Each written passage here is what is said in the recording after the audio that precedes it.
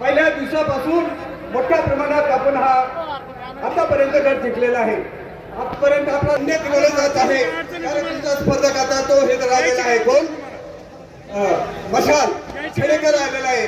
भावना हे कशा करता करू राहिले की याच्यामध्ये